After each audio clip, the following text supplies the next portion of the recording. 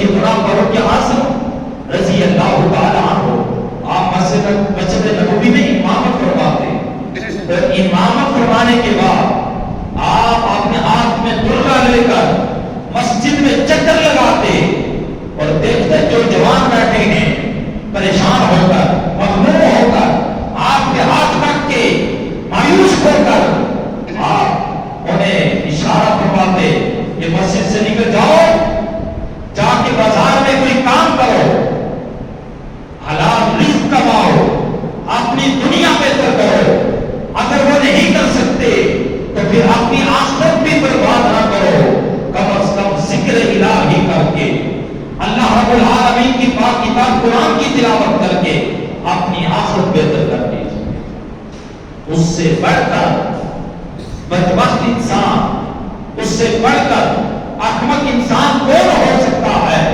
جو اپنی آخرت کی بھی فکر نہ کرے اور دنیا کی بھی فکر نہ کرے۔ اسلام تو ہمیں یہ حکم دیتا ہے کہ دنیا میں رہو تو اس انداز سے رہو جیسے کشتی پانی میں رہتی ہے، کشتی کے اندر پانی آ جائے تو کشتی ڈوب جاتی ہے، اس انداز سے۔ یہ نہیں کہ طالب دنیا ہو جاؤ۔ فاروق اعظم رضی اللہ تعالیٰ عنہ جوانوں کی اس انداز سے تربیت کروا، اور امام الانبیاء صلی اللہ علیہ وسلم کے بنا ہر انسان کو اپنی زندگی بہتر بنانے کی کوشش کرنی چاہیے، اپنی زندگی کو فعال کرنا چاہیے۔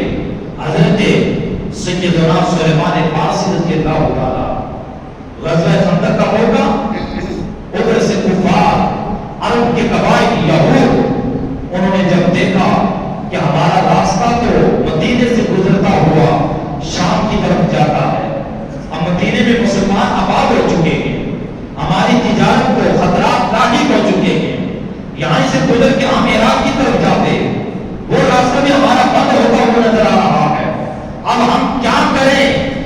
اگر یہ مسلمان یہاں پر آباد ہوں گے ہماری تجارت ختم ہو جائے گی، ہمارا یہاں پر لین دین ختم ہو جائے گا، پھر ہمارے لیے مشکلات بڑھ جائیں گے۔ عرب کے قبائل نے اور یہود نے آپس میں مل کر یہ مشورہ کیا کہ یک بارگی مدینے پر اٹیک کیا جائے، حملہ کیا جائے۔ جب اس کی خبر آقا کریم علیہ السلام کو ہوئی، آقا کریم علیہ السلام نے اپنے صحابہ کو جمع کیا، اے میرے صحابہ، عرب کے قبائل اور یہود مدینے پہ حملہ کرنا چاہتے ہیں، بتائیں ہم کیا کریں؟ اور ادھر سے 10,000 کا لشکر، ادھر سے صحابہ کرام رضوان اللہ تعالیٰ علیہ مجمعین نے عرض کیا یا رسول اللہ، ہم مدینے کا دفاع کرنے کے لیے، ہم مدینے کی حفاظت کے لیے شب و روز ہر وقت تیار ہیں، جب بھی آپ حکم ارشاد فرمائیں۔ اور ان کی تعداد 10,000، مسلمانوں کی تعداد 3,000۔ اب مقررہ وقت پر انہوں نے آنا تھا۔ اب دیکھیے حضرت سلیمان فارسی کی اس ایک خدمت کی وجہ سے ان کا نام ایک خاص انداز سے لیا جاتا ہے، ایک خاص انداز سے ان کا نام یاد رکھا جاتا ہے۔ صحابی تو اور بھی تھے اور ہر صحابی کی الگ الگ شان ہے، مگر حضرت سلیمان فارسی کی خدمت یہاں پر دیکھیے۔ حضرت سلیمان فارسی حضور کی بارگاہ میں حاضر ہوتے ہیں، یا رسول اللہ میں ایک مشورہ دینا چاہتا ہوں۔ حالانکہ وہ ایک سپاہی کی حیثیت سے لڑتے تھے، وہ یہ سوچتے میں تو ایک سپاہی ہوں، مجھے کیا ضرورت مشورہ دینے کی؟ جو جنگ کا سپہ سالار ہوتا ہے، جو کمانڈر ہوتا ہے، جنگ کی حکمت عملی تیار کرنا، اس کے لیے تدابیر سوچنا کہ ہم کیسے لڑیں گے، یہ تو کمانڈر کا سپہ سالار کا کام ہوتا ہے۔ ایک سپاہی کا کام تو یہی ہوتا ہے جو آرڈر دیا جائے اس کے مطابق وہ کام کر گزرے، مگر نہیں، ہر انسان کو اپنے حصے کی شمع روشن کرنی چاہیے۔ شکوے شکایات کرنے سے نا یہی بہتر تھا کہ ہر ایک انسان اپنے حصے کی کوئی نہ کوئی شمع جلاتے تو یہ زیادہ بہتر ہے۔ حضور کی بارگاہ میں حاضر ہو جاتے ہیں، یا رسول اللہ ایک مشورہ دینا چاہتا ہوں۔ حضور علیہ السلام ارشاد فرماتے ہیں، سلیمان فارسی بولے آپ کیا مشورہ دینا چاہتے ہیں؟ یا رسول اللہ میں یہ چاہتا ہوں مدینے کی حفاظت کے لیے خندق کھود دی جائے۔ کیا کھود دی جائے؟ بولیے خندق۔ اسی لیے اس کو غزوہ خندق کہا جاتا ہے. اگرچہ بات نہیں تھی مگر حضور علیہ السلام کو یہ بات پسند آ گئی.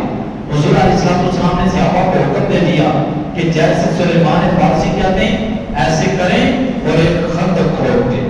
اب اس خندق کی لمبائی 5 کلومیٹر.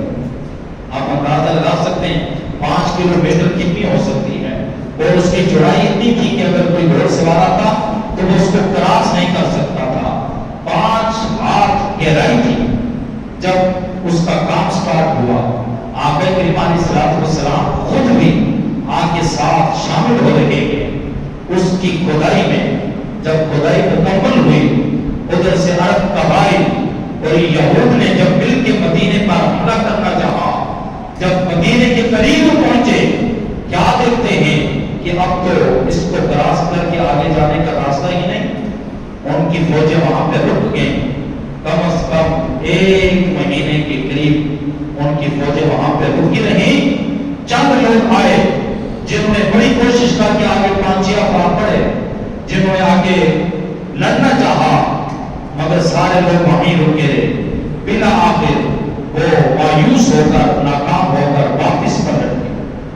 اب بات کیا ہے کہ حضرت سلیمان فارسی اگر یہ سوچتے میں تو ایک سپاہی ہوں, میرا کیا کام ہے کہ جاتے میں حضور کو مشورے دوں, بس جو حکم آئے گا میں کر لوں. نہیں, حضرت سلیمان فارسی کے ذہن میں جو بات آئی آپ نے حضور کو مشورہ دیا.